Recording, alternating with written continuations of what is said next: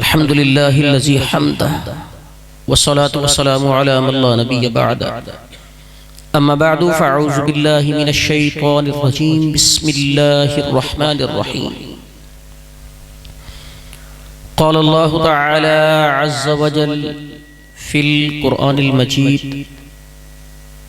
يا أيها الذين آمنوا كتب عليكم الصيام كما كتب على الذين من قبلكم لعلكم تتقون. بسم الله الرحمن الرحيم. فمن شهد منكم الشهر فليصم. صدق الله العظيم. بسم الله الرحمن الرحيم. قال النبي صلى الله عليه وآله وسلم: إذا دخل رمضان فتحت أبواب الجنان وغلقت أبواب النيران وسلسلت الشياطين. وقال النبي صلى الله عليه وآله وسلم: من صام رمضانا إيمانا واحتسابا غفر له ما تقدم من ذنبه. وقال النبي صلى الله عليه وآله وسلم: للصائم فرحتان، فرحة عند إفطار وفرحة عند لقاء ربه. صدق الله العظيم. وفي كلام آخر قال الله تعالى عز وجل في شان حبيبه مخبرا وآمرا: إن الله وملائكته يصلون على النبي يا أيها الذين آمنوا صلوا عليه وسلموا تسليما. اللهم صل على سيدنا ومولانا محمد وعلى آل سيدنا ومولانا محمد وبارك وسلم وصلی علیہ. محبت اور شوق کے ساتھ مل کر پڑھیے: الصلاۃ والسلام علیک یا رسول اللہ، الصلاۃ والسلام علیک یا حبیب اللہ. بارک اللہ. درس قرآن کی اس بابرکت نشست میں کچھ دیر صیام کے فضائل اور اہمیت کی بابت گفتگو کرنی ہے. حضرت جنید بغدادی رحمت اللہ علیہ، حضور داتا صاحب کا سلسلہ طریقت ان کی طرف جاتا ہے. آپ فرماتے ہیں: الصوم نصف الصبر والصبر نصف الطریقہ. آپ فرماتے ہیں روزہ آدھا صبر ہے اور صبر آدھی طریقت ہے. یہی وجہ ہے کہ آپ اہل اللہ کو دیکھیں گے ان کی زندگی کا بیشتر حصہ یا صیام میں گزرتا ہے یا نہار میں قیام میں گزرتا ہے. روزوں کی تو بڑی شان ہے. خالق کائنات نے قرآن پاک میں ارشاد فرمایا: یا ایھا الذین آمنوا کتب علیکم الصیام کما کتب علی الذین من قبلکم. اے ایمان والو، تم پر روزے فرض کیے گئے جیسا کہ تم سے پہلوں پر روزے فرض کیے گئے. مولا فرضیت کا مقصود کیا ہے؟ فرمایا لعلکم تتقون، تاکہ تمہارا دل خوف خداوندی کا مقصد بن جائے، تمہارے دل میں رب کا ڈر خوف پیدا ہو جائے. اور جملہ جتنی بھی عبادات ہیں تمام کا مقصود ایک ہی ہے: خوف خداوندی، پرہیزگاری. تقوی کا یہی مفہوم ہے. سادہ سا مفہوم سمجھ لیں. تقوی کا مفہوم کیا ہے؟ میرا رب مجھے ہر پل دیکھ رہا ہے، یہ یقین پیدا ہو جائے، خوف خداوندی. خالق کائنات نے قرآن پاک میں ارشاد فرمایا: فمن شہد منکم الشہر فلیصم. پھر تم میں سے جو کوئی اس ماہ مقدسہ رمضان المبارک کو پائے، اس کے روزے رکھے، ضرور اس کے روزے رکھے. جان بوجھ کر لاپرواہی کی وجہ سے اس کا کوئی روزہ ترک نہ کیا جائے کہ کریم آقا صلی اللہ علیہ وسلم نے وعید سناتے ہوئے ارشاد فرمایا: جس نے جان بوجھ کر ماہ رمضان کا ایک روزہ چھوڑا پھر ساری زندگی بھی رکھتا رہے، اسے ایک کو نہیں پہنچے گا. لیکن ہمارے ہاں ایسا نہیں ہے. بہت سے لوگ ہیں جان بوجھ کر روزہ چھوڑ دیتے ہیں. کیا ہے جی؟ سر درد سا محسوس ہو رہا تھا، نزلہ سا محسوس ہو رہا تھا. ایسے آزار شریعت قبول نہیں کرتی ہے. روزہ کیوں نہیں رکھتے؟ استاد جی میری صحت تو دیکھیں، بیمار ہو جاؤں گا، کمزور ہو جاؤں گا. کریم آقا صلی اللہ علیہ وسلم نے ارشاد فرمایا سومو تصحو، فرمایا روزہ تو رکھ لے، صحت کی ضمانت میں مصطفیٰ دیتا ہوں صلی اللہ علیہ وسلم. یہ اپنی عقل کے گھوڑے دوڑا لے یا پھر زبان مصطفیٰ پر اعتماد کر لے صلی اللہ علیہ وآلہ وسلم. نہیں رکھے جاتے. اجر بڑا ہے، فضیلتیں بڑی. یہ ماہ مقدسہ تو ایسا ہے کہ اس ماہ مقدسہ کی آمد کی پہلی گھڑی بشارت کیا دیتی ہے؟ کریم آقا نے ارشاد فرمایا اذا دخل رمضان، فرمایا جیسے ہی چاند نظر آتا ہے یہ ماہ مقدسہ شروع ہوتا ہے. رحمان کیا فرماتا ہے؟ فتحت ابواب الجنان، فرمایا جنت کے سارے دروازے کھول دو. یہ آغاز ہے اس ماہ مقدسہ کا اور برکات ہے. جنت کے سارے دروازے کھول دو. وغلقت ابواب النیران، فرمایا جہنم کے سارے دروازے بند کر دیے جائیں. وسلسلت الشیاطین، فرمایا شیطانوں کو جکڑ دیا. یہ آمد کا پہلا انعام ہے. یہ پہلا انعام ہے. اور پھر دوسرا انعام بھی سنیں، پھر سنیں. کریم آقا صلی اللہ علیہ وآلہ وسلم نے ارشاد فرمایا من صام رمضان ایمانا و احتسابا غفر له ما تقدم من ذنبه. وہ شخص جس نے ماہ رمضان کے تمام روزے حالت ایمان میں اپنا احتساب کرتے ہوئے گزار دیے، اللہ صاحب کا سارے گناہ جرم میں معاف فرما دیتا. فضیلت پر سبحان اللہ کی صدا تو آئی ہے لیکن سمجھے نہیں ہیں. دو شرطیں رکھی ہیں کریم آقا نے، ایک ایماناً اور دوسرا احتساباً. فرمایا صاحب ایمان ہی کے قبول ہوں گے اور اس کے قبول ہوں گے جو احتساب کے ساتھ رکھے، چیک اینڈ بیلنس رکھے، یعنی روزوں کو اس کے تقاضوں کے ساتھ پورا کرنے والا ہو. کریم آقا صلی اللہ علیہ وآلہ وسلم نے ارشاد فرمایا وہ شخص جو روزہ تو رکھے لیکن جھوٹ سے، غیبت سے باز نہ آئے، سود سے، ریاکاری سے باز نہ آئے، خالق کائنات کو اس کا بھوکا پیاسا رہنے کی کوئی حاجت نہیں. تو روزہ صرف بھوک پیاس کا نام نہیں ہے. یہ صرف بھوک پیاس کا نام نہیں ہے. روزہ تو نام ہے غمخواری کا، احساس کا، مروت کا، مخلوق کے خدا سے محبت کا. ہم لاکھ کہیں نا پیاس تکلیف دیتی ہے، بھوک تکلیف دیتی ہے، حقیقی معنوں میں وہ احساس نہیں ہوتا جب تک وہ کیفیات ہم پر خود نہیں بیتتی. اللہ نے فرمایا اس حالت سے گزرو پتہ چلے گا بھوکے کو تکلیف کیسے ہوتی ہے، پیاسے کو تکلیف کیسے ہوتی ہے. فرمایا جب اس کیفیت سے گزرو گے تو پھر مخلوق خدا کی بابت دل میں رحم پیدا ہوگا، یہ گوشہ مخلوق خدا کی بابت نرم ہوگا. اور اگر روزہ رکھ کر بھی ہم معاملات یہی ہوں، اس کو بھی تکلیف دینا، اس کو بھی تکلیف دینا، پھر سمجھیں کہ ہم روزے کی روحانیت کو نہیں پا رہے. کریم آقا صلی اللہ علیہ وسلم نے ارشاد فرمایا حالت روزہ میں کوئی آ کے جھگڑا کرے، بدتمیزی سے پیش آئے، گالی گلوچ پر اتر آئے، اسے صرف یہ کہنا ہے انی صائم، 2 دفعہ کہنا ہے. کیا کہنا ہے؟ میں روزے سے ہوں. برا بھلا نہیں کہنا، لڑائی نہیں کرنی. 2 دفعہ کہنا ہے میں روزے سے ہوں، میں روزے سے ہوں. کیوں؟ ایک اپنے لیے کہنا ہے کہ تجھے خبر ہو حالت روزہ میں اس کا غلط استعمال نہیں کرنا، اور دوسرا اسے سمجھانے کے لیے خیال کر میں روزے سے ہوں، میں اس کا مہمان ہوں، میں روزے سے ہوں. اللہ صاحب کا سارے گناہ معاف فرما دیتا ہے. صحیح مسلم کتاب الصیام کے اندر حدیث مبارکہ موجود ہے. حدیث قدسی میں آتا ہے نبی علیہ الصلوۃ والسلام نے ارشاد فرمایا الصوم لی وانا اجزی بہ. اللہ فرماتا ہے روزہ میرے لیے ہے، اس کی جزا میں اللہ خود عطا فرماؤں گا. مولا باقی بندگی عبادات بھی تو تیرے ہی لیے ہیں، باقی جملہ تمام عبادات کا اجر بھی تو خود ہی عطا فرماتا ہے، لیکن اس کی بابت یہ ارشاد فرمانا کہ اس کا اجر میں دوں گا، اس میں حکمتیں کیا ہیں؟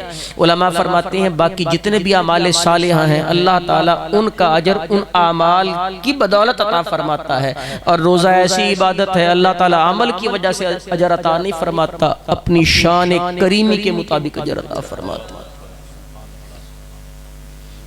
اور سخی کی شان نہیں ہے کہ وہ کسی کو ناپ تول کر اور گھٹا کر دے، یہ تو سخی کا مقام ہے، جس کو بھی دیتا ہے پھر نواز دیتا ہے۔ بلکہ قرآن سے نہ پڑھ دوں، اللہ نے ارشاد فرمایا قُلِ اللَّهُمَّ مَالِكَ الْمُلْكِ تُؤْتِي الْمُلْكَ مَن تَشَاءُ وَتَنزِعُ الْمُلْكَ مِمَّن تَشَاءُ، فرمایا ہم تو بادشاہوں کے بادشاہ ہیں، فرمایا ہم جھولیاں ایسے نہیں بھرا کرتے، ہم بادشاہیاں جھولیوں میں ڈال دیا کرتے ہیں۔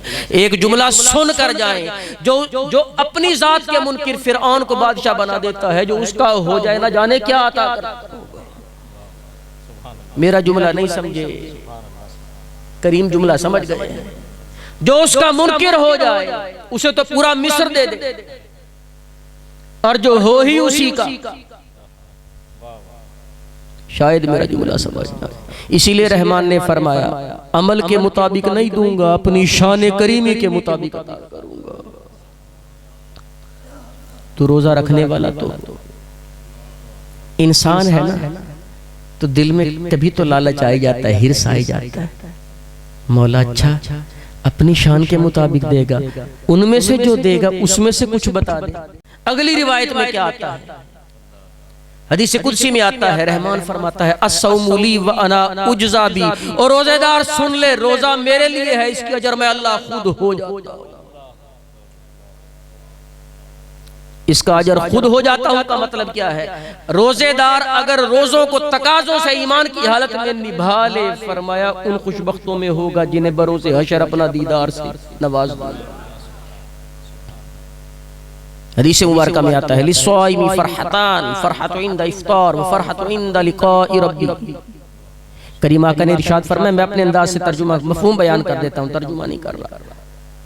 کریم آقا نے فرمایا روزے دار کے لیے دو خوشیاں ہیں، ایک افطار کے وقت، دوسری ہمارے دیدار کے وقت۔ فرمایا افطار کے وقت خوشی یہ ہوتی ہے کہ سارا دن اس کے احکامات کی بجا آوری کے ساتھ اب اسی کیزن سے افطار کرنا، اور دوسرا پھر ہمارے دیدار کے وقت۔ اور یاد رکھیں رب کے دیدار سے بڑھ کر کوئی نعمت، رب کے دیدار سے بڑھ کر کوئی نعمت نہیں ہے، اور روزے دار صائمین وہ خوش بخت ہیں جنہیں اللہ اپنے دیدار کی دولت عطا فرمائے گا۔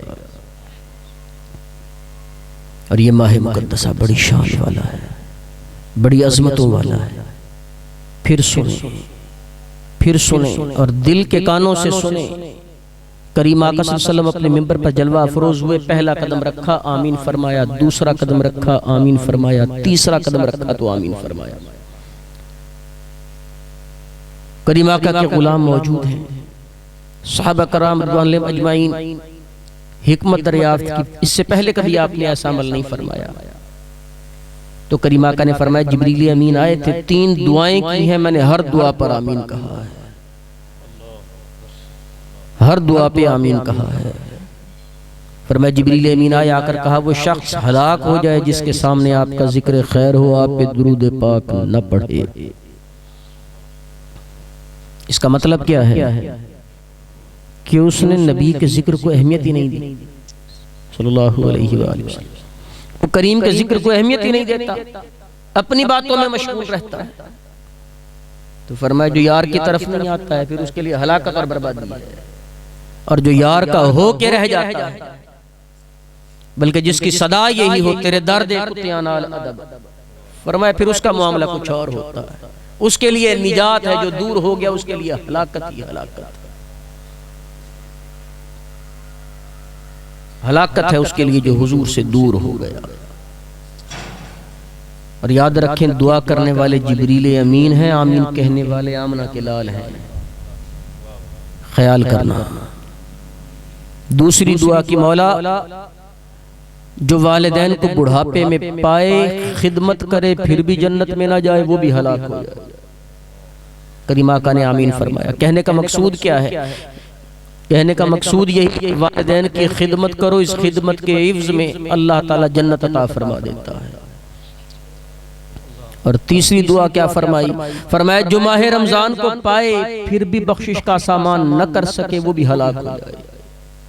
اس کا مطلب کیا ہے؟ یہ ماہ مقدسہ اپنے ساتھ اتنی برکتیں لے کر آتا ہے، اتنی رحمتیں لے کر آتا ہے، اتنی وسعتیں لے کر آتا ہے کہ بندے کی بخشش کے بہانے ہی بہانے ہوتے ہیں، بندہ کسی بھی طور اپنی بخشش کا سامان کر سکتا ہے۔ اور وہ بخشش کے سامان میں سے دو حدیث مبارکہ سے سن لیں۔ کریم آقا صلی اللہ علیہ وسلم نے ارشاد فرمایا کل قیامت کا روز ہوگا، ادھر سے روزے میری بارگاہ میں آ جائیں گے، اللہ فرماتا ہے ادھر سے روزے میرے بارگاہ میں آئیں گے، ادھر سے قرآن میری بارگاہ میں آئے گا۔ روزے عرض کریں گے مولا سارا دن بھوک پیاس سے گزارا ہے، اپنے نفس پر قابو پا کے رکھا ہے، اپنی زبان پر، اپنی نگاہ پر، اپنی سوچ پر، اپنی فکر پر، اپنے گمان پر، گیان پر اس نے قابو رکھا ہے، مولا اس نے میری قدر کی ہے، میں اس کی سفارش کرتا ہوں اسے بخش دے۔ ادھر سے قرآن کہے گا یا باری تعالی ادھر سورج غروب ہوا تھا، اس کے پیٹ میں کچھ گیا تھا، اس کا دل کیا تھا اپنی ٹیک لگا لو، اس نے اپنے آرام کو ترک کر کے تراویح میں مجھے سنا ہے، مولا یہ اپنا آرام مجھ پر قربان کیے بیٹھا ہے، مولا میں بھی اس کی سفارش کرتا ہوں اس کو بخش دے۔ حدیث مبارکہ میں آتا ہے کریم آقا نے ارشاد فرمایا صلی اللہ علیہ وسلم اللہ تعالیٰ دونوں کی سفارش قبول فرما کے داخل جنت فرما دے۔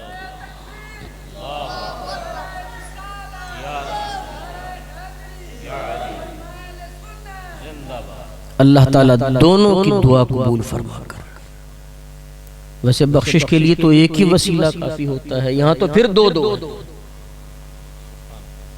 تراویح ہے، زکوٰۃ ہے، صدقات ہیں، خیرات ہے، قرآن پاک کی تلاوت ہے، تسبیح ہے، تحلیل ہے، پھر آخری عشرہ میں لیلۃ القدر کی تلاش ہے۔ کتنے بہانے ہیں بندے تیری بخشش کے لیے، تو پھر بھی سامان نہیں کرتا۔ انعامات بھی تو ہیں نا، یہاں بھی انعامات ہیں ادھر بھی انعامات ہیں، فرق صرف یہ ہے کہ ایمان کی حالت میں احتساب کے ساتھ روزوں کو نبھا لے، اللہ تعالیٰ کی طرف سے بہت بڑے اجر کا، جس کی نہ حد ہے نہ وسعت ہے نہ کنارہ ہے، تو اس کا حقدار ٹھہرے گا۔ بس آخری بات سنیں، احتساب کی بابت آخری بات سن لے، میرا جملہ آخری، اس پہ اختتام کر دیتا ہوں۔ احتساب کہتے ہیں اپنا چیک اینڈ بیلنس کرنے کو، دیکھیں وہ تقاضوں کو پورا کر رہا ہے۔ خالق کائنات نے قرآن پاک میں ارشاد فرمایا سورہ بنی اسرائیل 15واں سپارہ آیت نمبر 14 میں اللہ نے ارشاد فرمایا اقرأ کتابک کفا بنفسک اليوم علیک حسیبا، اعمال نامے تھمائے جائیں گے، سب کو ملیں گے، دعا کریں دائیں ہاتھ میں، جس کا دائیں ہاتھ میں ہوگا نا فخر سے یوں بلند کرے گا، اسے رشک ہوگا اللہ نے مجھے کامیاب کر دیا۔ نہ اعمال نامے تھمائے جائیں گے، پھر یہ نہیں ہے کہ اعمال نامے دینے کے بعد کہا جائے گا بھی ہاں تیرے اعمال نامہ تیرے ہاتھ میں آ گیا ہے، دائیں میں ہے تو جنت میں چلا جا، بائیں میں ہے تو دوزخ میں چلا جا، اللہ نہیں فرمائے گا۔ رب کا قرآن کہتا ہے اللہ فرمائے گا اقرأ کتابک، بندے ذرا اپنے اعمال نامے کو پڑھ کے تو دیکھ، اگر تو کوئی آبجیکشن کرنا چاہتا ہے، تجھے کوئی اعتراض ہے، کھڑا ہو کے بتا کہ تیرے نامہ اعمال میں یہ چیز غلط لکھی گئی ہے۔ اگر کوئی اعتراض کرتا ہے تو بتا، وہاں کس نے اعتراض کرنا ہے؟ جو بیٹھے ہیں اپنی منشا سے نہیں لکھتے۔ اقرأ کتابک کفا بنفسک اليوم علیک حسیبا، یہ وہی محاسبہ ہے۔ اللہ فرمائے گا بتا آج تیرے ساتھ تیرا محاسبہ کیسے کروں، اس سے پہلے کہ وہ ذات محاسبہ کر لے اگر ہم اپنی زندگی محاسبے سے گزار جائیں، ادھر بھی کامیاب ہیں ادھر بھی کامیاب ہیں۔ اللہ رب العزت مختصر سی حاضری کو اپنی بارگاہ میں قبول فرمائے، آمین بجاہ نبی الامین۔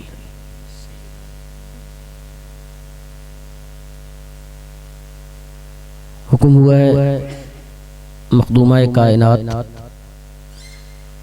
کی والدہ ماجدہ سیدہ خدیجہ الکبریٰ رضی اللہ تعالی عنہا، ان کی بابت کریم آقا کے چند فرامین اقدس میں دوپہر میں بھی عرض کر رہا تھا۔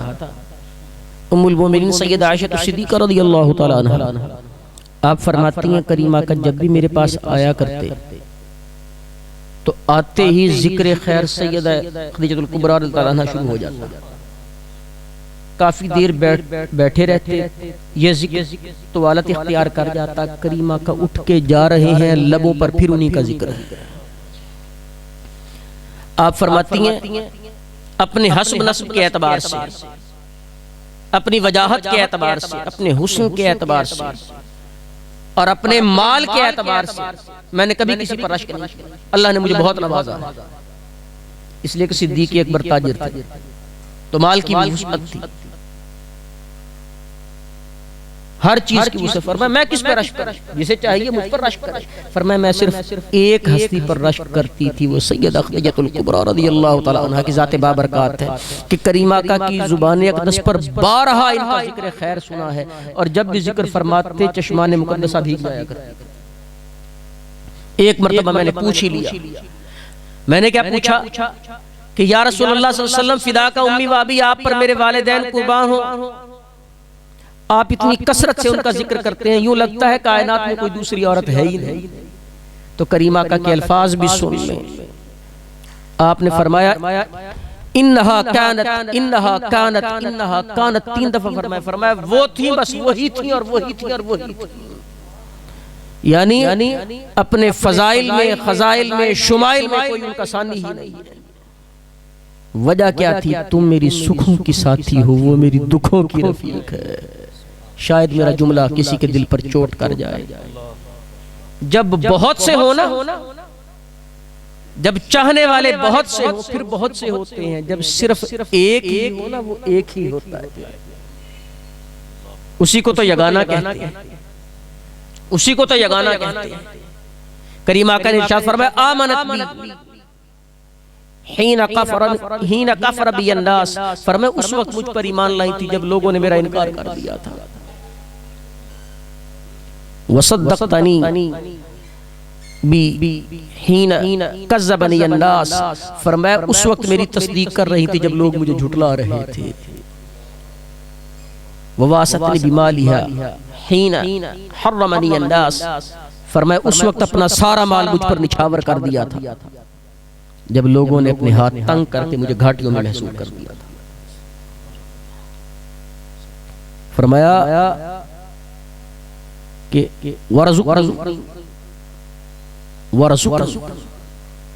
ورزقنی اللہ منہ الولد، فرمایا اللہ رب العزت نے اس کی بدولت مجھے اولاد کی دولت سے سرفراز فرمایا۔ حضور علیہ السلام کی ساری اولاد، 4 صاحبزادیاں اور 3 صاحبزادوں میں سے 2، یہ 6 آپ کی بطن اطہر سے ہیں، یہ آپ کی بطن اطہر سے ہیں۔ تو کہنا دوں ابر تطہیر کی ساری بارشیں یہیں برس رہی ہیں، ابر تطہیر کی ساری بارشیں یہیں برس رہی ہیں۔ آپ علماء سے تو کئی دفعہ سنتے آئے ہیں کہ حسنین جن کی گود میں کھیلے ہیں انہیں مخدومہ کائنات کہتے ہیں۔ میں کہتا ہوں مخدومہ کائنات جن کی آغوش میں پرورش پا رہی ہیں سیدہ خدیجہ الکبریٰ رضی اللہ تعالی عنہ۔ اگر مخدومہ کائنات نے اس امت کو حسنین کریمین دیے ہیں تو میں کہنے پہ بجا ہوں کہ سیدہ خدیجہ الکبریٰ نے اس امت کو حضرت ام کلثوم بھی عطا فرمائی ہیں، حضرت زینب بھی عطا فرمائی ہیں، حضرت رقیہ بھی عطا فرمائی ہیں، اور حضرت فاطمہ الزہرا بھی عطا فرمائی۔ یہ وہ ہستیاں ہیں کہ جنہیں اہل بیت اطہار کہا جاتا ہے۔ فرمایا ان سب کی جد یہیں سے نظر آتی ہے۔ رہ گئی بات مولا کائنات کی، بچپنا ہے، بچپنا ہے۔ کریمہ کا خود والد سے لے کر آ گئے تھے، بچپن میں ان کی پرورش بھی سیدہ خدیجہ الکبریٰ رضی اللہ تعالی عنہ فرما رہی ہے۔ مجھے بتائیں جن کے تربیت یافتاؤں میں علی نظر آتا ہے، پتہ نہیں علی نظر آتے ہیں کہ اولا نظر آتے ہیں۔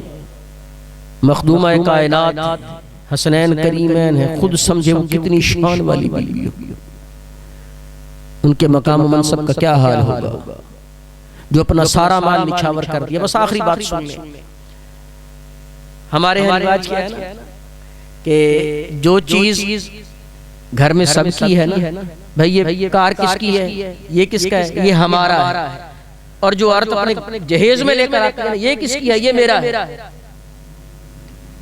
کیوں؟ میری ماں نے مجھے دیا تھا، میرے باپ نے دیا تھا، میرے بھائی میری بہن نے دیا تھا، تو جو چیز جہیز میں لے کر آتی اسے ہاتھ ہی نہیں لگاتی، استعمال ہی نہیں کرتی۔ یہ ہماری عورتوں کا یہ حال ہے، عمومی طور پر، سب کا نہیں کہہ رہا۔ تو جو چیز لے کر آئے پیچھے سے اس کو کھولتی تک نہیں ہے۔ اور ادھر سیدہ کا حال کیا ہے؟ جو کچھ لایا سب سے پہلے قدموں پر نچھاور کر دیا، فرمایا سونے میرا کیا ہے، یہ سب تیرا ہے۔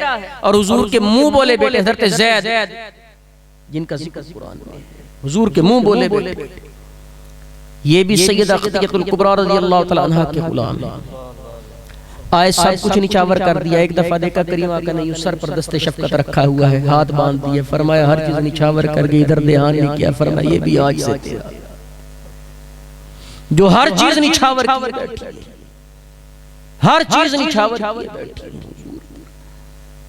اور یاد رکھیں سوگ صرف 3 دن کا ہوتا ہے، سوگ 3 دن کا ہوتا ہے، عدت زیادہ ہوتا ہے، سوگ 3 دن کا ہوتا ہے، لیکن جس سال میں آپ کا وصال ہو رہا ہے کریم آقا نے اسے عام الحزن کا، فرمایا پورا سال ہی سوگ کا سال ہے، اس لیے کہ میرے دکھ بانٹنے والی چلی گئی ہے، کہ تبلیغ کے لیے جاتا تھا، پتھر آتے تھے، جسم لہو لہان ہو جاتا تھا، تانزنیاں ہوتی تھی، جگر چھلنی ہو جاتا تھا، فرمایا میرے دل کے زخموں پر مرہم رکھنے کے لیے میرے وجود پر مرہم رکھنے والی آج دنیا سے چلی گئی ہے۔ فرمایا پورے سال کو یہ کہا ہے، یہ عام الحسن ہے، اور اگلے سال میں معراج ہو رہی ہے۔ فرمایا اب کوئی نہیں رہا، اللہ فرماتا ہے ہم ہیں نا تیرے سکھ کے لیے، تیرے دکھوں کو بانٹنے کے لیے، تو جب تک حیات نہیں ہے فرمایا تجھے وہ سہارے دیں، تیری ڈھارس بندھانے والی وہ ہستیاں تجھے عطا فرمائیں گے۔ فرمایا وہ نہیں رہی تو پھر ہم تیری ڈھارس بندھانے والے ہیں۔ اللہ رب العزت میری حاضری کو قبول فرما لے، آمین بجاہ